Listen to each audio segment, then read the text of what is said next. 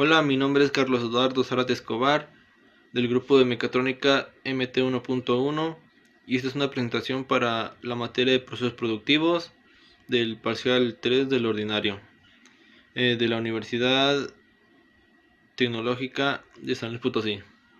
Comencemos. Bueno, este es el producto parcial 3 para el ordinario de procesos productivos.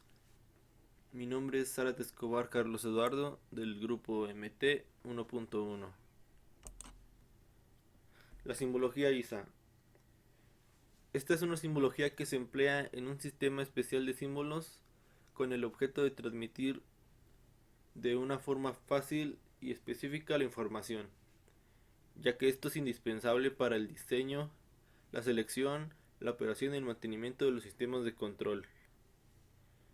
Esta simbología, además de ir acompañada de caracteres para describir su funcionalidad, su identificación y consecutivo, también posee diferentes gráficos para la descripción sea más detallada y así definir aspectos como el tipo de montaje que tiene el instrumento o entre otros detalles que sean propios de la instrumentación. La nomenclatura ISA. La ISA se desglosa una amplia categoría en cuanto a la nomenclatura de instrumentación y de procesos, ya sea en las ramas de ingeniería, de química o entre otras ramas. En ellas existen diferentes nomenclaturas que indican de manera ordenada el tipo, el debido uso de cada una de ellas, dependiendo el entorno en el cual se esté usando. La función.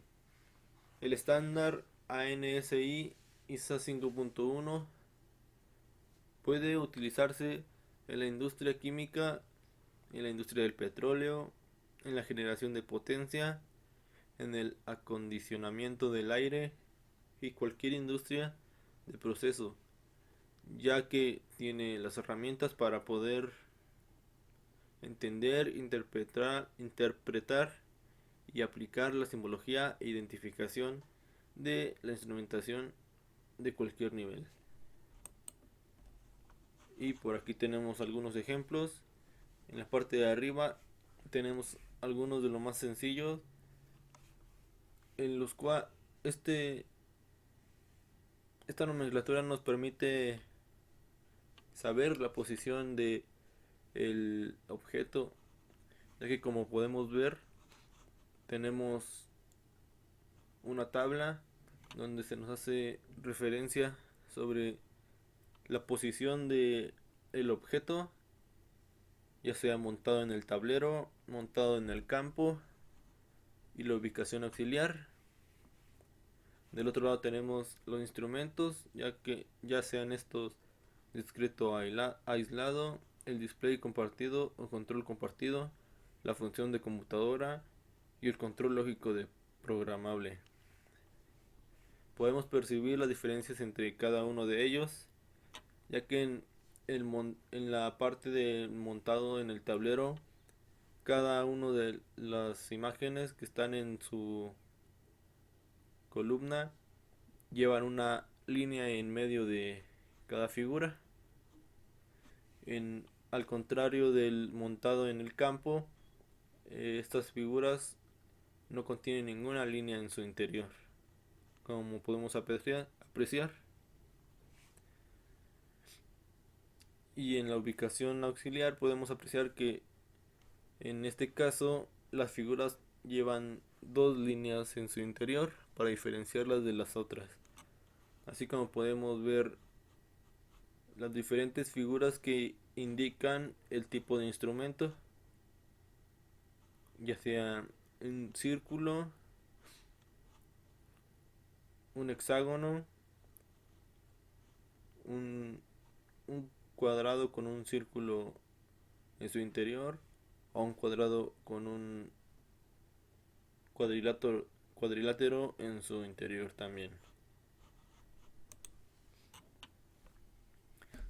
Diagramas de TI.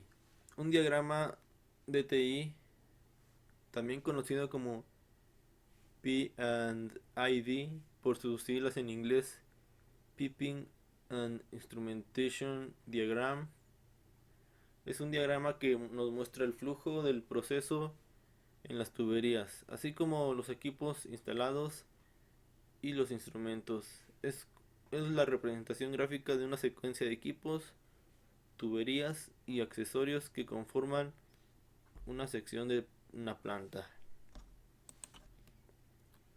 Los DTI son utilizados para representar gráficamente el proceso de las plantas.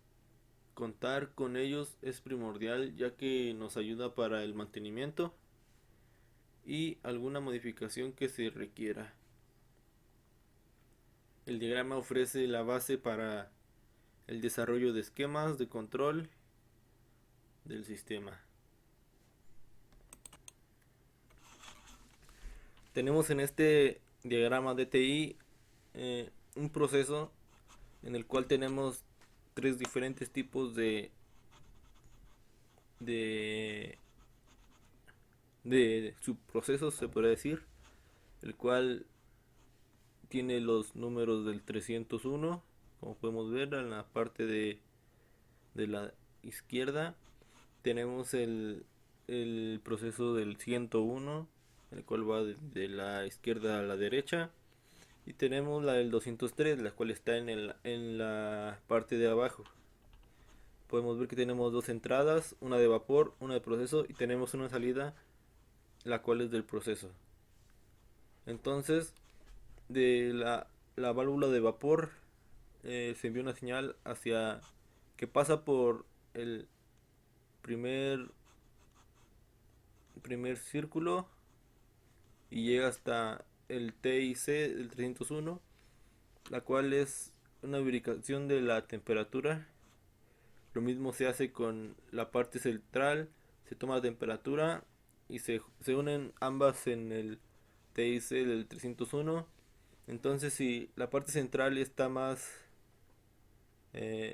caliente, tiene más temperatura, se manda una señal diferente para que se pueda cerrar la válvula del vapor, ya que de esta parte directamente hacia la parte central se calienta el vapor, por lo cual podría generar problemas, y que se manda una señal para que ésta se cierre. Para la parte del flujo de proceso tenemos que la temperatura, el flujo se va hacia la parte central, y ya una vez pasando la parte central sigue su camino hasta que se encuentra con el TT101, el cual manda una señal hacia arriba para, para poder checar su temperatura, y si esta es elevada se manda una señal para que se active esta parte, que es una alarma de alta temperatura, y se manda una señal hacia atrás para que la válvula se cierre automáticamente, ya que el FC que tiene integrado indica que se cierra por falla. Aunque también tenemos una válvula que es la TAL101, la cual es de temperatura muy baja. El mismo, el mismo proceso pasa. Si se detecta una baja temperatura, se envía una señal para que la válvula se cierre automáticamente. Bueno, en la parte de abajo tenemos una válvula de salida, la cual se abre por fallas automáticamente, aunque desde la parte central se envía una señal hacia el transmisor LT203. Esta se envía al LIC203 para que verifique el flujo del proceso, para así liberar la presión. Esto se puede hacer y se hace para que en caso de una falla esta válvula se abra automáticamente para liberar, pues así, para liberar el el proceso, ya que el proceso se podría volver un poco saturado.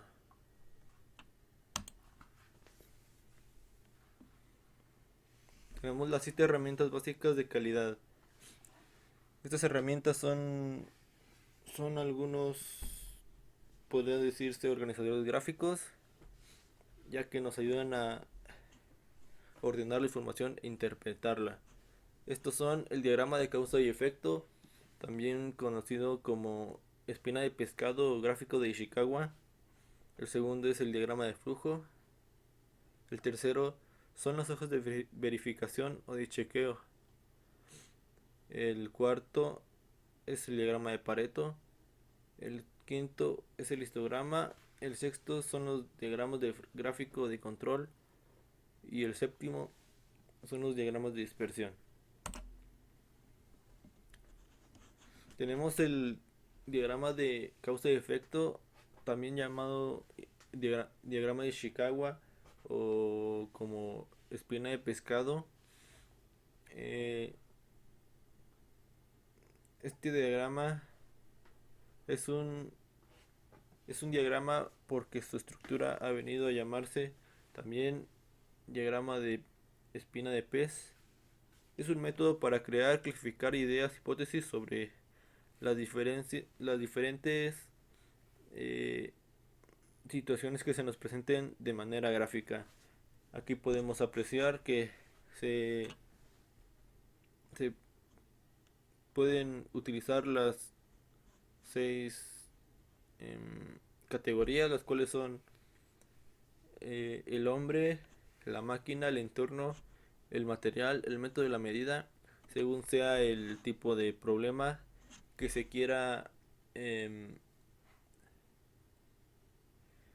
investigar y desarrollar. Tenemos, como vemos, se le dice espina de pescado porque la punta de la flecha central pareciera su cabeza y las demás flechas que lo componen parecieran sus costillas.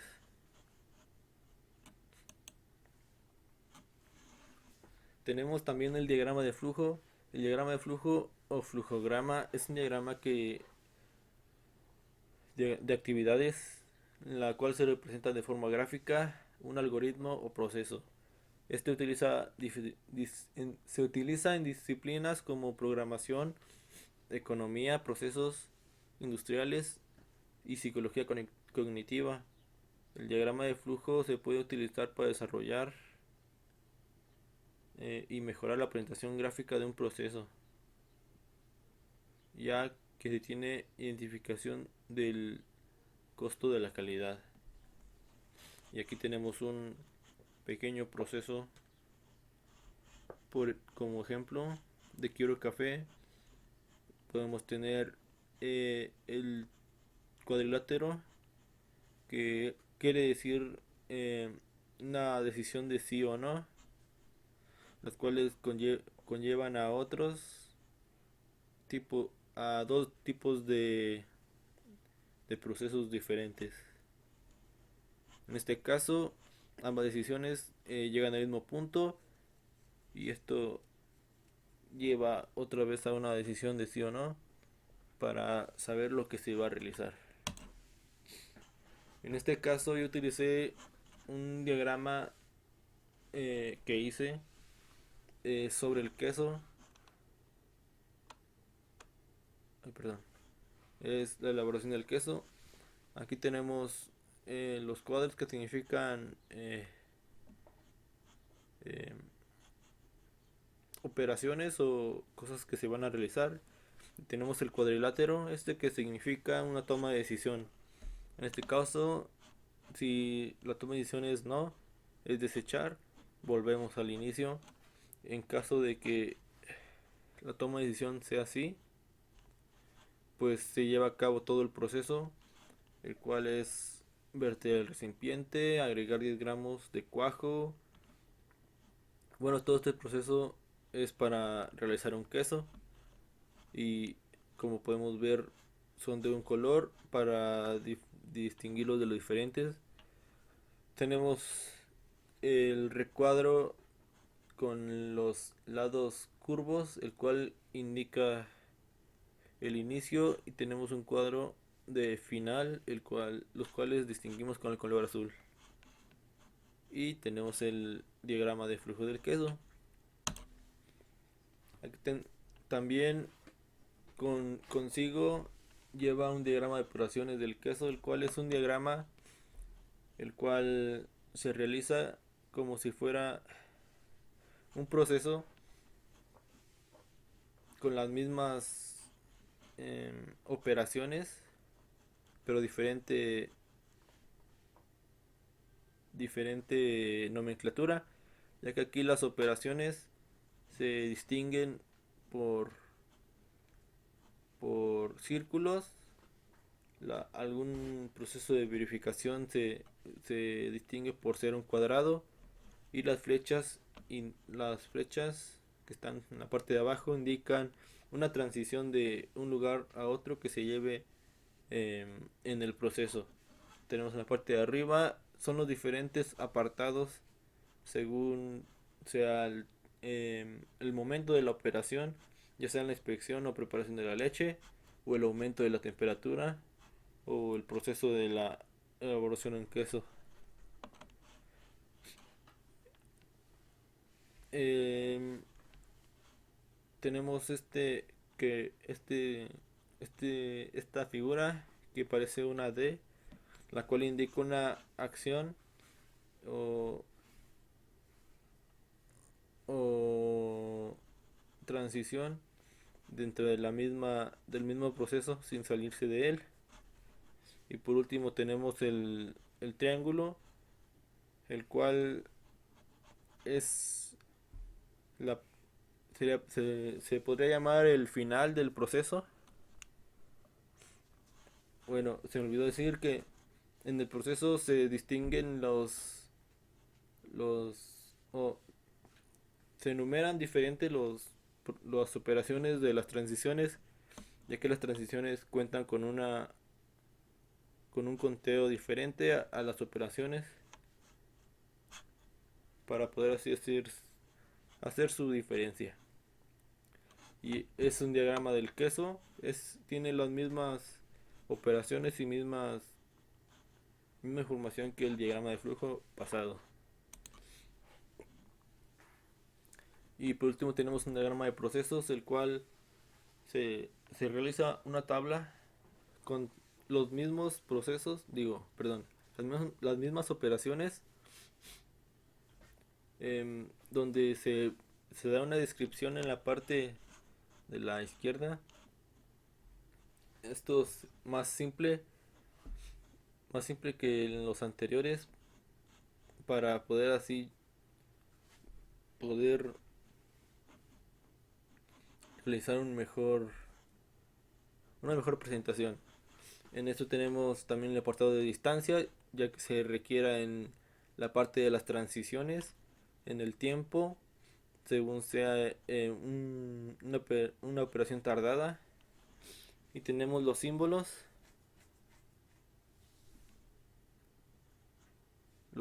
que cuentan cada uno con su respectiva definición o respectiva función. Y tenemos las observaciones, las cuales son observaciones las cuales se realizan durante el proceso, para así realizar una mejor toma de decisión y un proceso más elaborado. En este caso, según sea el proceso, pondremos un punto en cada casilla según llevemos en cada operación. Entonces esto lo uniremos en forma de lista según sea la operación, con una línea, para poder así establecer la relación entre ellos. Ahora la hoja de verificación. Esta se utiliza para reunir datos basados en la observación del comportamiento de un proceso, con el fin de detectar tendencias por medio de la captura, análisis y control de la información relativa. Bueno, esta es una hoja, o se podría decir la gráfica de verificación, la cual es una tabla,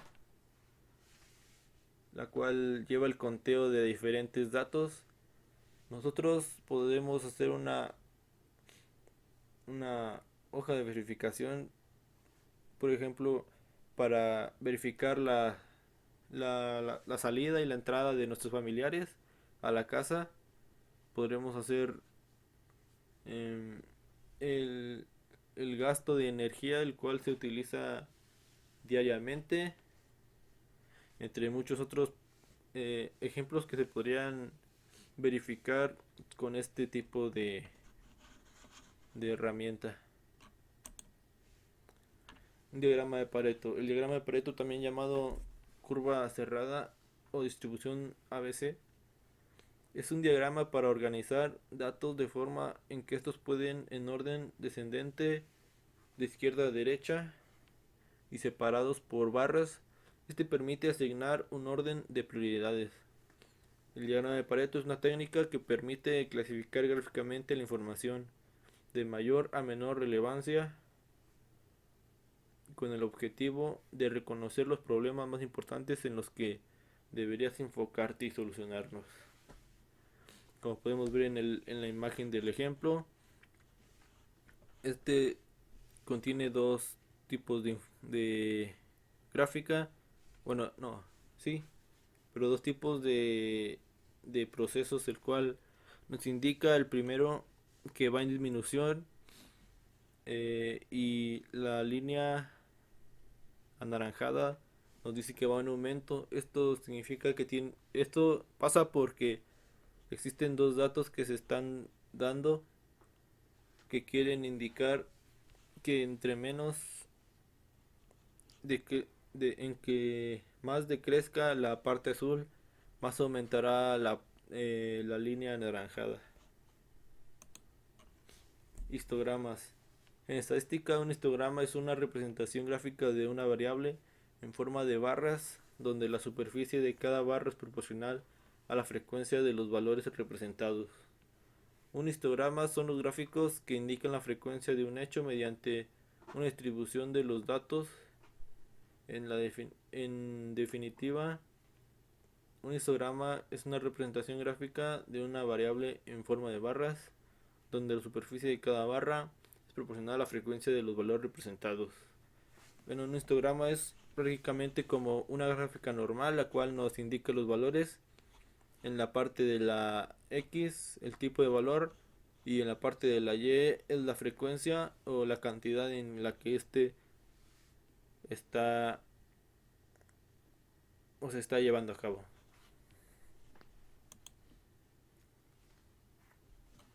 Gráficos de control. Es un diagrama que sirve para examinar un proceso se encuentra en una condición estable o para asegurar que se mantenga en esa condición. Los gráficos de control sirven para poder analizar el comportamiento de los diferentes procesos y poder prever los fallos de la producción mediante los métodos. En este caso tenemos un tipo de gráfico, el cual nos da tres limitantes, bueno, dos limitantes y la parte central. Como podemos ver en el ejemplo, este proceso se está llevando a cabo de la manera adecuada, ya que no sobrepasa los límites de LSC y de LIC y se mantiene en constante relación con la LC 2986.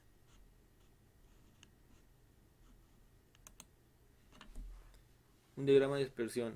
Un diagrama de dispersión o gráfica de dispersión es un gráfico de burbujas.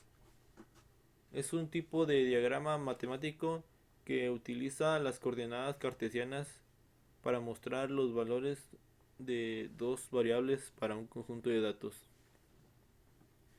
El diagrama de dispersión se utiliza comúnmente para mostrar dos variables entre sí, cómo se relacionan entre sí. Su objetivo es analizar estas variables para determinar la forma en que estas se relacionan unas de la otra. Bueno, aquí tengo un ejemplo sobre las gráficas de control. Eh, una empresa quiere saber la frecuencia en la que los productos contienen los defectos en los lotes. Aquí tenemos la tabla, semana de la 1 a la 10. Lotes, lotes varían un poco y el número de lotes con defectos también varía. Bueno, aquí podemos ver que el número de lotes con defectos es mayor a la mitad del número de lotes por semana. Bueno, en este caso tomamos los dos valores de número de lotes y número de lotes con defectos, lo pusimos en una tabla. Esto lo realicé en Excel, ya que este programa nos ayuda mucho para realizar operaciones en que sean matemáticas. Ya lista la tabla, tienen que ser los dos valores, ya que la gráfica de dispersión eh, solo puede graficar dos valores. Y aquí tenemos la gráfica de dispersión, la cual el número de lotes es la parte de X y el número de efectos por lotes es la parte de Y. Podemos concluir que el número varía según la cantidad de lotes, pero podemos observar que los defectos están a más de la mitad de los lotes, por lo que tendrán que tomar medidas para resolver el problema. Bueno, es como lo decía antes, podríamos ver en la tabla que el número de lotes con defectos era mayor a la mitad de la cantidad de lotes. Por esta razón tenemos esta gráfica de dispersión. Ahora, la seguridad de higiene. ¿Qué es un acto inseguro? Un acto inseguro en el trabajo es la acción o la omisión del trabajador que origina un riesgo contra la seguridad y sus compañeros. Esto sucede mucho en las empresas, ya que algunos trabajadores hacen caso omiso pues a las diferentes reglas que se ponen. ¿Qué es una condición insegura? Son aquellas situaciones que se presentan en el lugar del trabajo y se caracterizan por la presencia de riesgos no controlados, pueden generar accidentes en el trabajo. Son accidentes o omisiones cometidas por las personas. Puede ser una condición insegura, puede ser el mal estado de las herramientas, ya que estas al no estar bien pueden causar accidentes, fallas y podrían poner en riesgo la vida del trabajador. ¿Qué es un accidente de trabajo? Un accidente laboral es un suceso repentino que sobrevenga por causa o en ocasión del trabajo y que produzca en el trabajador una lesión orgánica, una perturbación funcional y psiquiátrica o una invalidez o muerte.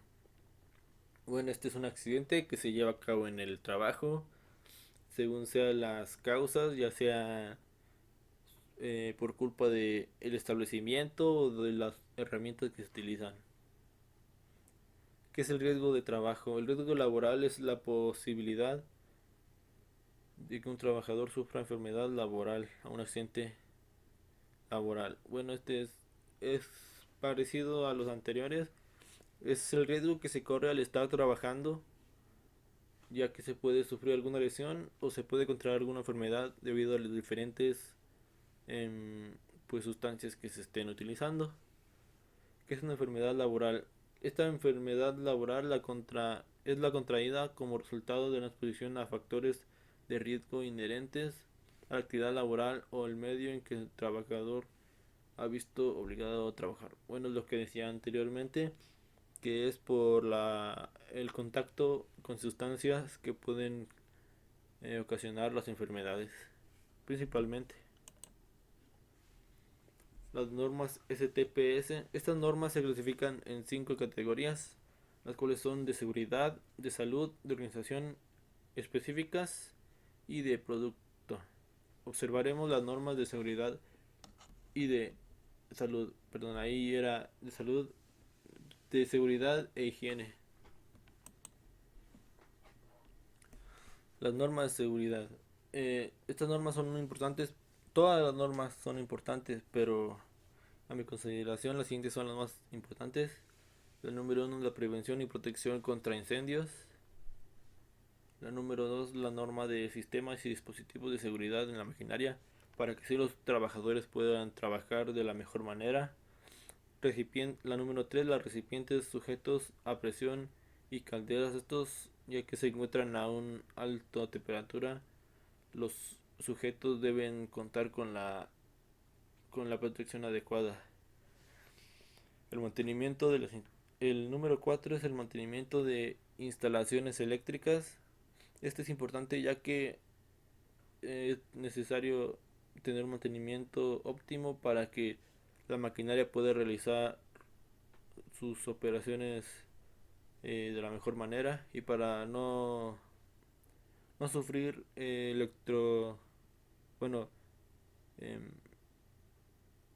para que los trabajadores no sufran de algunos electrocutaciones. Número 5, el acceso y desarrollo de la actividad de los trabajadores con discapacidad. Esto es importante para que los trabajadores que tengan alguna discapacidad puedan tener acceso a las instalaciones y poder trabajar de la mejor manera para que estos eh, cuenten con su respectivo recompensa. Y número 6, los trabajos en altura.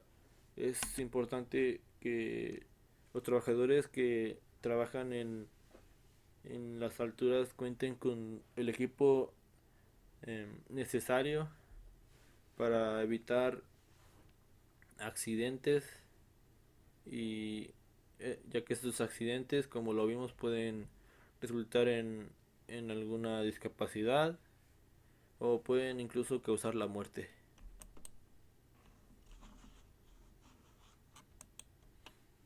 Las normas de higiene. Bueno, las siguientes normas son las más importantes. Bueno, en mi opinión, son las más importantes. Los contaminantes por sus sustancias químicas. Es importante tener en consideración esto, ya que las sustancias químicas pueden ser malas para el ser humano y los contaminantes pueden, pueden ser aún peores, ya que estos pueden causar diferentes enfermedades. Los agentes químicos contaminantes del ambiente laboral. Esto es necesario tener una buena higiene en el espacio laboral para poder así evitar las enfermedades, ya sea del ambiente externo como interno. El número 3, las comisiones de seguridad y higiene. Estas comisiones son importantes para poder así realizar de la mejor manera y poder realizar las leyes de seguridad e higiene para conocer los diferentes normas que se deben de seguir. Y número 4, la seguridad en los procesos y equipos con sustancias químicas. La protección para los trabajadores durante los procesos de sustancias químicas es importante para evitar así lesiones. Y en los equipos, pues el mismo caso para evitar accidentes al entrar al contacto con las sustancias químicas y evitar así cualquier tipo de riesgo. Factores de riesgo. Los factores de riesgo son 7. Estos factores de riesgo que pueden ocurrirle a cualquier trabajador son 7 y son los siguientes. Los riesgos químicos son los producidos por procesos químicos y por el medio ambiente. Las enfermedades como las alergias, la asfixia o algún virus son producidas por la inhalación, la absorción o la ingestión. Bueno, esto es por ingerir sustancias químicas o las enfermedades como son las alergias o asfixia o virus, ya que estos son producidos por la inhalación de los gases que estas sustancias despiden. El número 2 son los riesgos biológicos. Esta tipología de los riesgos en el trabajo son producidos por la posible exposición a microorganismos. Bueno, estos microorganismos pueden ser los virus, las bacterias, los parásitos, los hongos, que puedan dar lugar a diferentes enfermedades. Número 3, riesgos físicos. Es uno de los primeros riesgos físicos que encontramos, es el ruido. Cuando el ruido es muy fuerte se activan las células del organismo y hay riesgo de perder la capacidad auditiva, ya debemos protegernos con todas las medidas de seguridad. Bueno, este riesgo físico tiene que ver con el sonido, ya que si el sonido es muy fuerte podría causar daños en el sistema auditivo y podría dejarnos pues sordos. Número 4, los riesgos psicosociales. Existen muchos tipos de riesgos en la naturaleza que nos pueden afectar a todos en algún momento de nuestra vida laboral, pero entre ellos podemos destacar el estrés, el cual está derivado de un ritmo de trabajo elevado, la fatiga laboral y la monotonía, entre otros factores. Número 5. Riesgos ergonómicos. La ergonomía es la ciencia que busca adaptarse de manera integral en el lugar del trabajo y al hombre. Los principales factores de riesgo ergonómico son las posturas inadecuadas, el levantamiento de peso, el movimiento repetitivo puede causar daños físicos y molestos.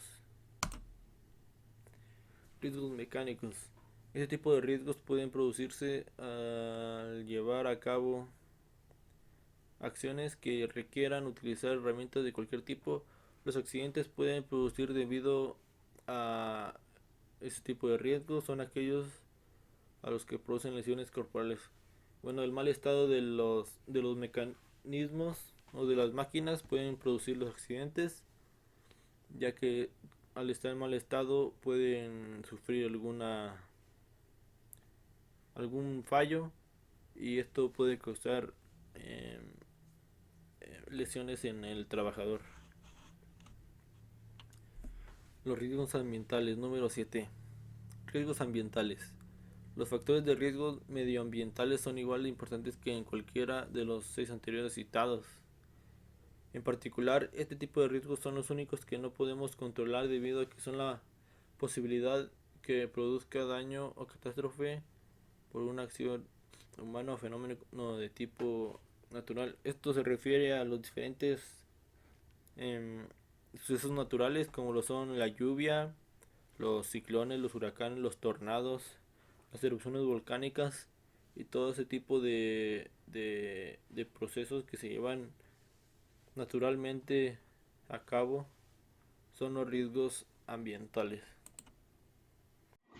Y bueno, esto ha sido todo por este video. Muchas gracias por su atención y nos vemos la próxima.